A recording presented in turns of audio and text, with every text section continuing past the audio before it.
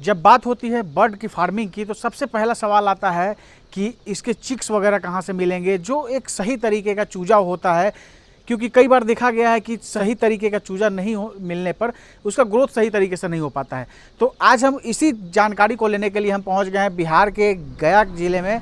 गया के बारे में दोस्तों कहा जाता है कि ज्ञान और मोक्ष की भूमि गया को कहा जाता है। नमस्कार दोस्तों, मैं हूं आशुतोष और आपके अपने चैनल स्टेलर फार्मिंग पे आपका स्वागत है। दोस्तों आज की वीडियो तमाम हमारे वैसे भाइयों के लिए ये एक वीडियो होने वाली है जो बर्ड्स की फार्मिंग करते हैं, यानी कहने का मतलब कि कड़कनाथ मुर्गे की पालन अगर कोई कर रहे हैं तो उनके लिए, या सोनाली मुर्गी या जो हम देसी मुर्गी कहते हैं, देसी मुर्गी का पालन अगर कोई कर रहे हैं उनके लिए, या टर्की का पालन जो कर रहे हैं उनके लिए, या बत्तख का पालन करते हैं यानी डक फार्मिंग करते हैं, उन सभी तमाम भाइयों के लिए ये वीडियो काफ़ी इन्फॉर्मेटिव होने वाली है। तो अभी हूँ जय भवानी हैचरी एंड पोल्ट्री में। कौन कौन से चूजे यहाँ पे उपलब्ध होते हैं, कहाँ कहाँ चूज़ों की डिलीवरी होती है, तमाम तरह की जानकारी बर्ड्स फार्मिंग से संबंधित रहने वाली है। तो आइए दोस्तों देर न करते हुए वीडियो शुरू करते हैं। वीडियो शुरू करने से पहले एक रिक्वेस्ट है कि अगर वीडियो पसंद आए तो एक लाइक जरूर करिए, चैनल पर नए तो सब्सक्राइब कीजिएगा।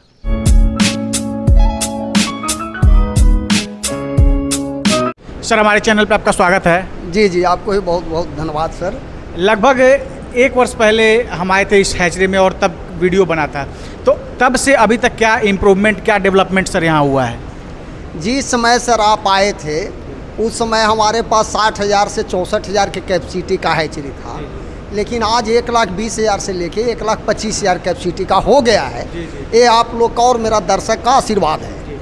अभी जैसे सर बात करते हैं कि जो ये यहाँ पे हैचरी है तो कौन कौन से चूजे जो हैं अभी यहाँ आप लगाए हुए हैं? चूजे सर अपने पास इसका खुद का पेरेंट है, अपने सोनाली मुर्गा का है, कड़कनाथ का है और टर्की का है। वाइट पैकिंग है, वो अभी मैंने ट्रेनिंग जिसको कहिए ट्रेनिंग तौर पे है, लेकिन बढ़िया हो गया है। वाइट पैकिंग के बारे में कहा जाता है कि जो बत्तख में सबसे ज़्यादा अंडे देती है। नहीं नहीं सर, वाइट पैकिंग बहुत ज़्यादा अंडे नहीं देती है, लेकिन वाइट पैकिंग का अंडे महंगे बिकते हैं। अच्छा।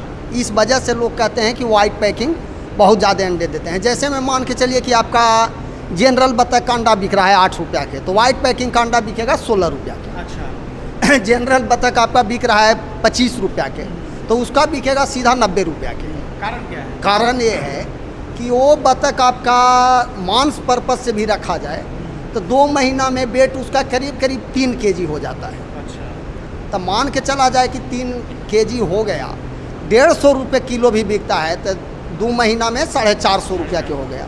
300 भी खर्चा आपका हो गया तो 150 रुपया बच गया। इस वजह से उसको पर ज़्यादा लोग चॉइस करते हैं, लेकिन आपका मार्केट अपने अभी बिहार में नहीं है, इस वजह से, और है ही नहीं। जब हम लोग जैसा आदमी के उसका ब्रीड मंगाने के लिए 1 लाख रुपया के चूना लगा, ब्रीड नहीं आ पाया, अपने पास हम 5 से बढ़ा कर करके अभी के डेट में करीब करीब 400 उसका ब्रीड हो गया है। वाइट पैकिंग का? वाइट पैकिंग का उसका जब 1000 ब्रीड 1 महीने के अंदर लगभग हो जाना चाहिए, अनुमानित करते हैं, तब उसका जब अंडा आ जाएगा तब उसका बिक्री हम भी शुरू करेंगे। तो सर अब सबसे पहला सवाल, क्योंकि बहुत सारे ऐसे दर्शक हैं जो अभी देसी मुर्गी का पालन कर रहे हैं, बात करें अगर सोनाली की, तो सबसे पहला सवाल, अगर कोई सोनाली मुर्गी का पालन करता है, हमारे भाई मान लीजिए कुछ ऐसे हैं जो अभी इंटरेस्टेड हैं, करना चाहते हैं, तो लगभग कितने दिनों में 1 किलो साइज सोनाली मुर्गी का आ जाता है? सर जो अपना जो ब्रीड है, हम अपना पेरेंट के गारंटी लेते हैं कि 80 दिन में किलो साइज हो जाएगा। 80 दिन में 1 किलो का? हाँ, 80 दिन में हो जाएगा। लेकिन जो दूसरे का ब्रीड होता है, दूसरे के ब्रीड में सर कह पाना मुश्किल है, और नहीं तो लोग समझ ही रहे हैं, सब कहते हैं 3 महीना में किलो होता है, तो 3.5 में किलो होता है। हाँ, लेकिन अपना ब्रीड जो है, अभी अपने पास फार्मिंग भी हम करते हैं, 80 दिन में किलो साइज उसका वजन हो जा रहा है। और ये हमारे तो और चैनल पुराने वीडियो देखे भी हैं, जो लोग हमारा बच्चा पाले हैं वो भी जानते हैं कि जय भवानी हैचरी का जो बच्चे होते हैं वो बढ़िया बच्चे होते हैं, भले ही 2 रुपया महंगा मिले, लेकिन बढ़िया होते हैं और 80 दिन में किलो साइज हो भी जाते हैं, ये मेरा गारंटी है। और लगभग सर जैसे 80 दिन में 1 किलो साइज हो जाएगा, तो कहने का मतलब कि अगर फीड कंजम्पशन की बात करें तो लगभग कितना का फीड कंज्यूम हो जाएगा? सर उसमें हम लोग फीड दोनों मिला के देते हैं। फर्स्ट में उसमें बॉयलर फीड दिए, उसके बाद देसी फीड दिए, वो टोटल मिला के 120 से 130 रुपया खर्चा आ जाता है। जैसे में चिक्स हो गया, उसका कुछ मेडिसन हो गया, उसके बाद उसका फीड हो गया, 120 से 130 रुपया खर्चा आता है। 1 किलो साइज मतलब जो आप बता रहे हैं कि जो 80 दिन में होगा, तो उसमें चीक्स का भी रेट इंक्लूड है, साथ में फीडिंग मेडिसिन सारी चीज़ उसमें 120 से 130 रुपया खर्चा आता है। और अगर औसतन अगर होलसेल में अगर बेचता है अगर कोई, तो लगभग क्या कैसे निकल जाएगा वो? सर इसका सीजन पे रेट रहता है कम से कम 180 रुपये किलो, ज़्यादा से ज़्यादा 250 रुपये किलो। 1000 क्विंटल भी एक बार में माल रहेगा तो उठ जाएगा। कहने का मतलब तकरीबन 60 से 80 रुपये तो मिनिमम बचत है 1 किलो गारंटी, एक बर्ड में होगा। हाँ गारंटी। जैसे बाहर में देख रहे हैं सर कि बहुत सारे और चूजे हैं, उसमें कड़कनाथ के भी हैं, तो कड़कनाथ का जो है अभी काफ़ी प्रचलन है, काफ़ी लोग मांग भी कर रहे हैं। तो कड़कनाथ लगभग कितने दिन में 1 किलो साइज आ जाता है? कड़कनाथ भी अपना पेरेंट के सर वही दिन समय है, 80 से 85 दिन में वो भी किलो साइज आ जाता है। कड़कनाथ भी 1 किलो जी, लेकिन सबसे बड़ी बात आप जान जाइए सर कि सबसे बड़ी चीज़ होता है ब्रीड पर ही कोई चीज़ निर्भर करता है। यदि जो अगर मान के चला जाए कि देसी गाय के बच्चा है या देसी गाय है आपके पास, यदि जो सेमेंट डालते हैं आप फ्रीजियन के, तो फ्रीजियन बच्चा होता है कि नहीं? भले ही 80% होता है, लेकिन होता है तो उसका आगे जो चल के पोर्शन हुआ, आगे चल के समय हुआ, वो विकसित कर जाता है। तो उसी तरह से हम लोग अपना कुछ टेक्नोलॉजी करते हैं इसमें कि जल्दी से जल्दी समय में तैयार हो, लेकिन सब हैचरी वाले को नहीं बताते हैं, नहीं फार्मिंग को बताते हैं। जो अपने करते हैं वो हम जानते हैं कि हमारा ब्रीड कैसे तैयार होता है, हम क्या दे रहे हैं कि हमारा ब्रीड जल्दी तैयार हो रहा है, ये चीज़ हम जानते हैं, सारी लोग नहीं जानते हैं। अभी सर जैसे टर्की तो उतना ज़्यादा प्रचलन में नहीं है, लेकिन फिर भी कुछ लोग जो है 5-10 पालना चाहते हैं। तो अगर टर्की के बारे में कहें तो टर्की का जो एवरेज साइज़ होता है सर, तो वो कितने दिन में होता है और क्या मैक्सिमम उसका साइज़ क्या जा सकता है? साइज उसका सर 5 से 6 केजी, फीमेल 5 केजी और मेल 6 केजी उसका होता है। लेकिन अपने के यहाँ सबसे बड़ी परेशानी है कि उसका मार्केटिंग नहीं है।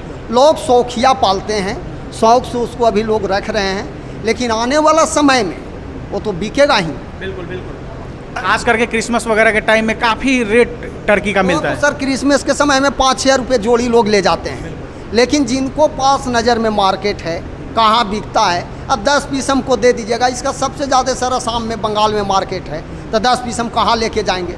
पूरे गाड़ी दीजिएगा तो लेके जाएंगे। वहाँ पे लोग अपना लोग हैं भी, खरीदते भी हैं, वो लोग बेचते हैं। अब बात करते हैं सर कि जैसे हम सोनाली के बारे में ज़्यादा बात करते हैं, क्योंकि सबसे ज़्यादा लोग आज देसी मुर्गी का पालन ही करना चाहता है। तो लगभग अगर मान लीजिए कि एवरेज अगर कोई 500 बर्ड से ही शुरुआत करता है, तो लगभग क्या खर्च उसका बैठ जाएगा? कि चूँकि शुरुआती दौर में कोई भी करना चाहता है तो कम पैसे ही लगाना चाहता है, तो लगभग 500 अगर सोनाली मुर्गी से पालन कोई शुरुआत करता है तो लगभग कितना उसमें इन्वेस्टमेंट आ जाएगा? ये चीज़ तो आपको हम बता ही दिए पहले ही कि 120 से 130 रुपया खर्चा आता है। अब बात रही सेट की, तो सर थोड़ा सा कैमरा ऊपर करके दिखाइए दर्शक के, ऐसा सेट बनाइएगा तो आपको 50 लाख भी लग सकता है जी।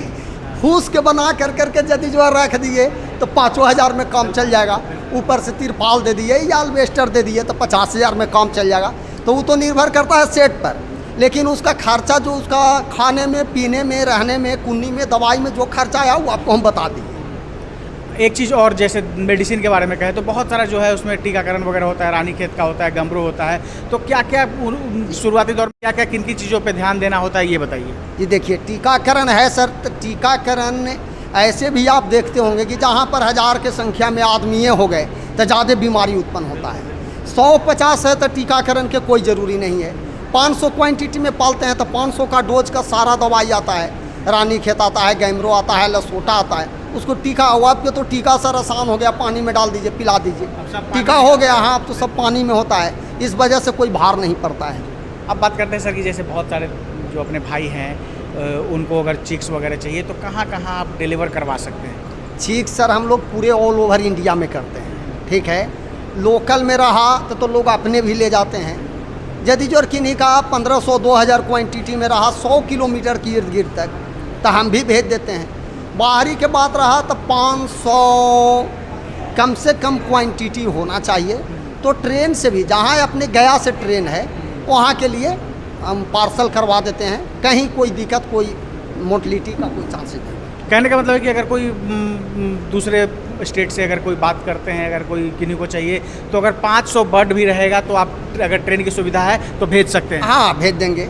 बशर्ते बात है कि ट्रेन के गया से सुविधा होनी चाहिए। अब 500 के लिए पटना हमारे के यहाँ से सर 100 किलोमीटर है, अब पिकअप भेजेंगे तो 5000 खर्चा आवेगा, तो गुड़ के नाफा छुट्टी खा गया, तो इसे कैसे होगा। मेरा आखिरी सवाल सर, किस किस चीज़ के चूजे आप यहाँ से उपलब्ध करा सकते हैं? जो चूजा सर जो अपने पास पेरेंट रहता है, सबसे पहली बात हम वही दर्शक के बताना चाहते हैं कि जो हमारे पास खुद का पेरेंट है उसी का चूजा हम बेचते हैं, दूसरे का नहीं। अंडा का चूजा बेचते हैं, नहीं दूसरे का पेरेंट के चूजा बेचते हैं। अपने पास अभी टर्की है, कड़कनाथ है, सोनाली है, वाइट पैकिंग बता ही रहे हैं कि 2 महीने के बाद अंडा पर आ जाएगा, तब उसको सेल करेंगे। तो बात करें तो ये 4 चीज़ का जो है आपके पास खुद का पेरेंट है और उसी से ये तैयार करते हैं। हाँ सर। बहुत बहुत धन्यवाद सर, समय देने के लिए और जानकारी देने के लिए। जी जी, आपको भी सर बहुत बहुत धन्यवाद और दर्शक के भी धन्यवाद। लेकिन एक चीज़ ये कहना चाहेंगे कि जो आदमी लेना चाहते हैं वही फ़ोन करें, फालतू में फ़ोन करके प्रयास मैंने समय बर्बाद न करें, अपना भी समय बर्बाद करें। हाँ, और 7 बजे के बाद तो ऐसे भी कॉल नहीं करें सर। जी। और नंबर 2 चीज़ ये है कि जिनको विशेष जानकारी चाहते हैं वो आकर करके गया स्टेशन से 24 किलोमीटर दूर पंचानपुर के जस्ट बगल में अपना हैचरी है, फार्म है।